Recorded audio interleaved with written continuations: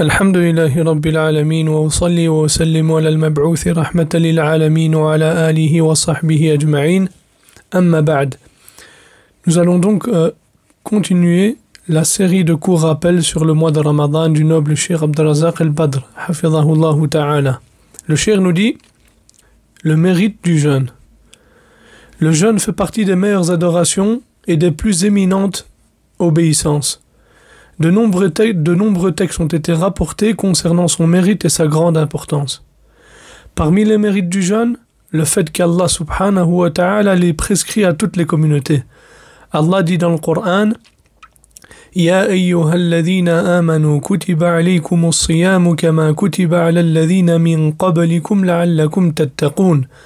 Ô les croyants, on vous a prescrit le jeûne comme on l'a prescrit à ceux d'avant vous. Ainsi atteindrez-vous la piété.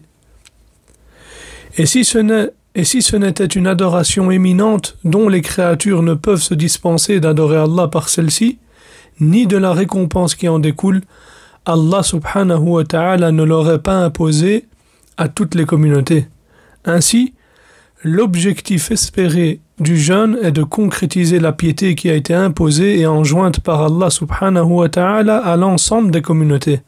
Allah dit dans le Coran وَلَقَدْ وَصَّيْنَا الَّذِينَ أُوتُوا الْكِتَابَ مِنْ قَبْلِكُمْ وَإِيَّاكُمْ أَنِ اتَّقُوا اللَّهَ.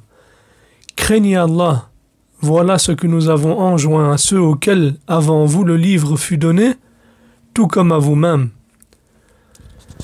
Et parmi les mérites du jeûne, c'est que la récompense du jeûne n'est pas limitée à un nombre précis, mais plutôt les jeûneurs auront leur pleine récompense sans compter. Les deux chers Al-Bukhari et Muslim ont rapporté dans leurs deux recueils authentiques, d'après Abi Hurayrata radiyallahu anhu, que le prophète sallallahu alayhi wa sallam a dit tout acte du fils d'Adam lui revient, sauf le jeûne. Il est certes à moi et c'est moi qui le rétribue. Le jeûne est un bouclier. Quand l'un de vous jeûne un jour, qu'il ne soit ni grossier ni querelleur. Si quelqu'un l'insulte ou l'attaque, qu'il dise je jeûne. Par celui qui détient l'âme de Mohammed dans sa main, l'haleine qu'exhale la bouche du jeûneur sera le jour de la résurrection plus agréable auprès d'Allah que l'odeur du musc. Le jeûneur connaît deux joies. Lorsqu'il rompt son jeûne, il se réjouit de manger. Et quand il rencontre son Seigneur, il se réjouit de son jeûne.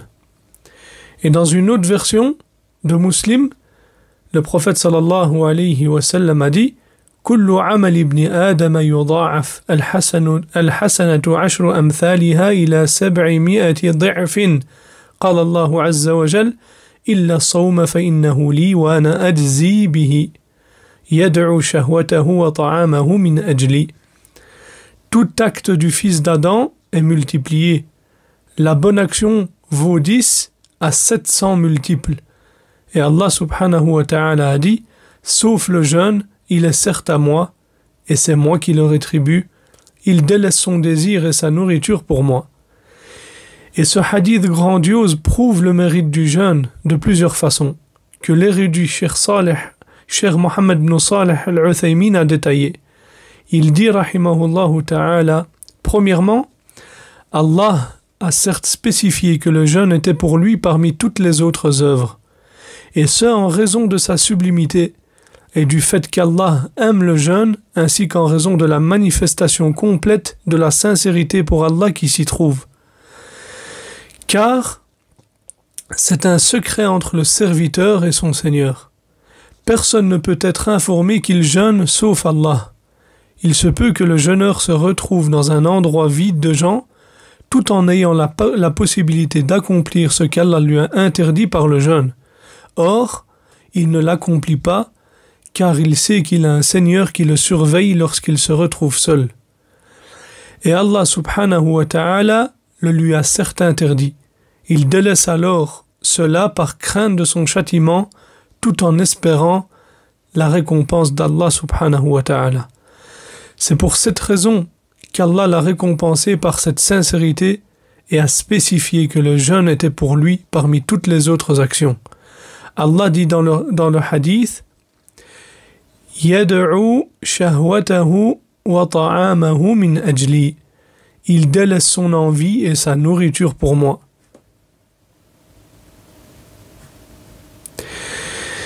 Et le bénéfice de cette spécificité se manifestera le jour de la résurrection. Comme l'a dit Sufyan ibn Uyayna, au jour de la résurrection, Allah demandera compte à son serviteur et il sera responsable pour toutes ses injustices commises parmi toutes ses autres actions, jusqu'à ce qu'il ne reste que le jeûne. Allah prendra alors à sa charge ce qui lui reste comme injustice et le fera rentrer au paradis par le jeûne. Deuxièmement, Allah a certes dit concernant le jeûne « Wa ana ajzi bih »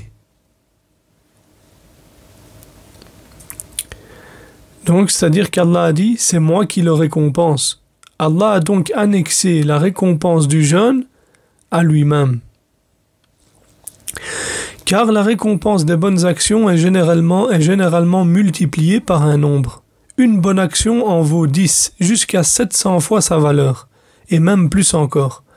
Quant au jeûne, Allah a annexé sa récompense à lui-même sans tenir compte d'un nombre précis. Et il est, subhanahu wa ta'ala, le plus généreux et le plus grand bienfaiteur. Et les trois sortes de patience sont réunies dans le jeûne. Le jeûne est une patience dans l'obéissance à Allah, une patience face au péché et une patience face au décret d'Allah, telles que la faim, la soif, la faiblesse du corps et de l'âme. Les trois sortes de patience y sont donc réunies. Ainsi, il se concrétise que le jeûneur soit compté parmi les endurants. Et Allah subhanahu wa ta'ala dit dans le Coran « Innama yuwaffa as-sabiruna ajrahum bighayri hisab » Et les endurants auront leur pleine récompense sans compter. Troisièmement, le jeûne est un bouclier. C'est-à-dire que c'est un bouclier et une protection qui protège le jeûneur des obscénités et des querelles. C'est pour cela qu'il a été rapporté dans le hadith وَإِذَا كَانَ يَوْمُ صَوْمِ أَحَدِكُمْ فَلَا يَرْفُثْ وَلَا يَصْخَبْ Quand l'un de vous jeûne un jour, qu'il ne soit ni grossier, ni querelleur. Et le jeûne le protège également du feu. L'imam Ahmed a rapporté dans son Musnad, d'après Jabir ibn Abdillah, que le prophète sallallahu alayhi wa sallam a dit « As-siyamu junnatun yastajinnu biha al-abdu min an-nar » Le jeûne est une protection par laquelle le serviteur se protège du feu et il est à moi et c'est moi qui le récompense. Quatrièmement, l'haleine du jeûneur est plus parfumée auprès d'Allah que l'odeur du musc, car elle fait partie des traces et des effets du jeûne. C'est pour cela qu'elle est plus parfumée auprès d'Allah et plus agréable pour lui. Et ceci prouve l'immense valeur du jeûne auprès d'Allah, jusqu'à ce que la chose détestable et nauséabonde pour les gens est aimée et agréable auprès d'Allah, car cela résulte de son obéissance par le jeûne. Cinquièmement, le jeûneur connaît deux joies. Quand il rompt son jeûne et quand il rencontre son Seigneur. Quant à sa joie lorsqu'il rompt son jeûne, car il se réjouit du bienfait par lequel Allah subhanahu wa ta'ala l'a comblé en accomplissant l'adoration du jeûne qui fait partie des meilleures œuvres pieuses. Et combien de gens ont été privés de cela et n'ont pas pu jeûner?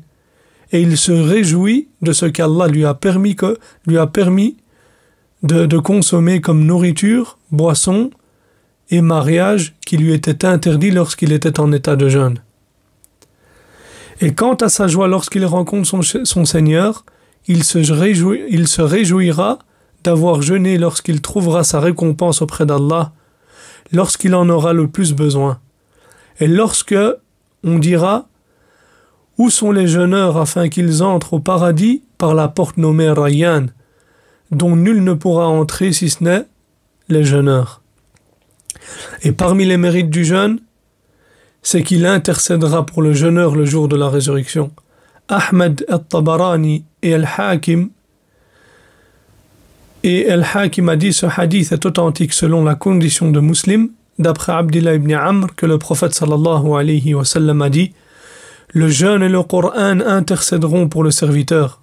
Le jeûne dira: Seigneur, je l'ai certes privé de nourriture et de boisson durant la journée, ainsi fais-moi intercéder pour lui. Le Coran dira: Seigneur, je l'ai privé de sommeil durant la nuit, ainsi fais-moi intercéder pour lui. Alors ils intercéderont. Et parmi ces mérites, il y a pour les jeûneurs une porte au paradis qui se nomme Ar-Rayyan. Seuls les jeûneurs pourront entrer par celle-ci. Al-Bukhari et Muslim ont rapporté d'après Sahl ibn Sa'd, radiyallahu anhu, que le prophète sallallahu alayhi wa sallam a dit: il y a certes dans le paradis une porte que l'on appelle Ar-Rayyan. C'est par elle que les jeûneurs vont entrer dans le paradis, et personne d'autre qu'eux ne rentrera dans le paradis par cette porte. Lorsque le dernier des jeûneurs sera rentré, cette porte sera fermée. Celui qui y entre boira, et celui qui boira n'aura plus jamais soif. Parmi les mérites du jeûne, lorsque le serviteur accomplit le jeûne, comme cela a été légiféré, et l'accomplit sincèrement pour Allah, et conformément à la sunna du prophète sallallahu alayhi wa sallam, cela donnera alors de nombreux fruits, tels que le raffermissement sur la vérité, l'augmentation de la foi, le renforcement de la certitude, l'ornement par les beaux comportements, la diminution des désirs et un renouvellement des actes du cœur tels que la peur, l'espérance, l'amour et ainsi que d'autres actes. Ibn al-Qayyim rahimahullah a dit: lorsque les intérêts du jeûne ont été approuvés par les raisons saines et les saines natures droites, Allah l'a alors légiféré pour ses serviteurs par miséricorde et bienfaisance envers eux, et comme bouclier et protection pour eux. هذا وصلى الله على نبينا محمد وعلى آله وصحبه وسلم.